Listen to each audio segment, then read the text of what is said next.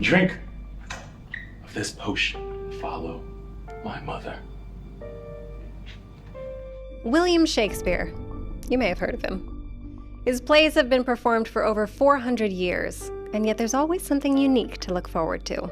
And his most famous revenge tragedy is now being re-examined and reconstructed on stage as a cosmic crime thriller, taking an existential deep dive toward enlightenment. We're here today in Jersey City to speak with some of the cast and the director of Art House Productions' rendition of Hamlet. Shakespeare plays have been around for over 400 years, so what is it that makes this production of Hamlet unique? This production of Hamlet is a total weirdo celebration of theater.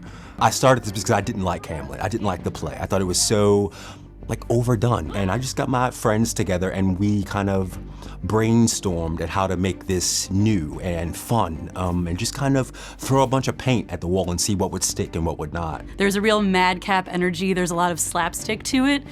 But like in a Looney Tunes cartoon, there's a sinister, dark energy where things could go in a funny way, or they could end up really bloody and violent, and you're not sure at any given moment exactly which track you're gonna go down. The entire play is different. I think if you're familiar with your regular Hamlet, you're in for a ride in this version.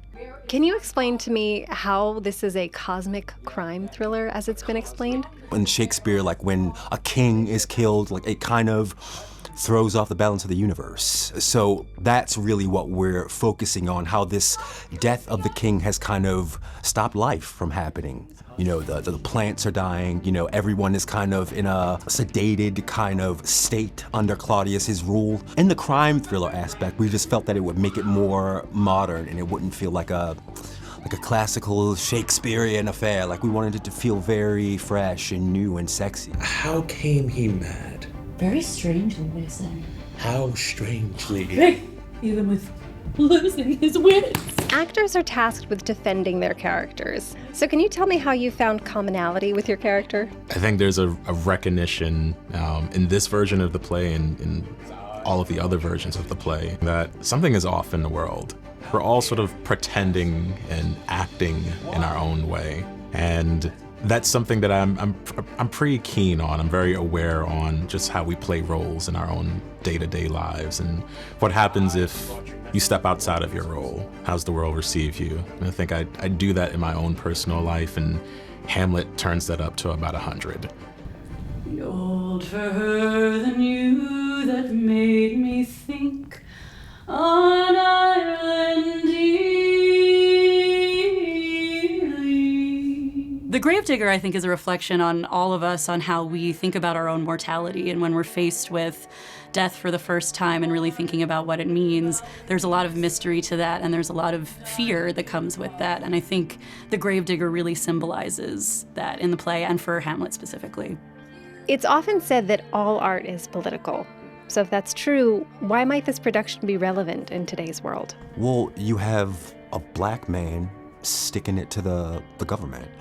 I think, how much more political can we get with that? And it kind of recalls and evokes all these other images the Black Panther Party. So I guess in that, by nature, it's already kind of a politically charged thing. And I guess the context of the play just kind of makes it even more of an opportunity to make it a political discussion.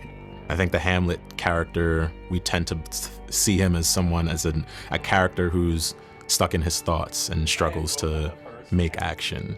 And in this version, I feel like we get to that action a lot quicker, and we lean into that action to sort of incite change.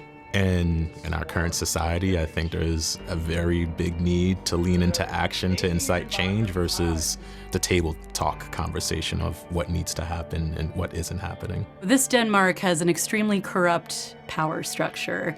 The person who came to power did so through the most nefarious means possible. He takes advantage of people, he uses them, and there's a lot to talk about in today's existing power structures, how we accept those and how we don't see all the people who get used up and thrown away on somebody's relentless pursuit of power. For those who've never seen or read Hamlet before, how would you sum it up? There's a part of me that wants to answer your question on how I would summarize Hamlet to someone that hasn't seen it. And then the actor in me wants to say, just show up. tabula rasa, empty blank slate. Just receive it as we deliver it, and that's the version. I've worked with Chris several times now, and he brings such wonderful people into the room, and there's a real energy of play and diving right in, and there's very little fear. And so I'm really excited for people to come see this because it's very new, and you'll get the Hamlet that you remember and the plot points, but the vibe and the feeling that it's going to leave you with is very different. So I'm really excited for people to see it. Doesn't matter if you like Shakespeare, just if you like theater, if you like how theater makes you feel, if you see the potential in what theater can do, that's what this is celebrating.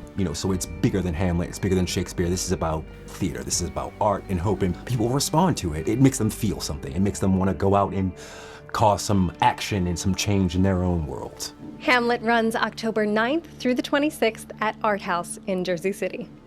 I'm Gina Marie Rodriguez for Jersey Arts. Thanks for watching.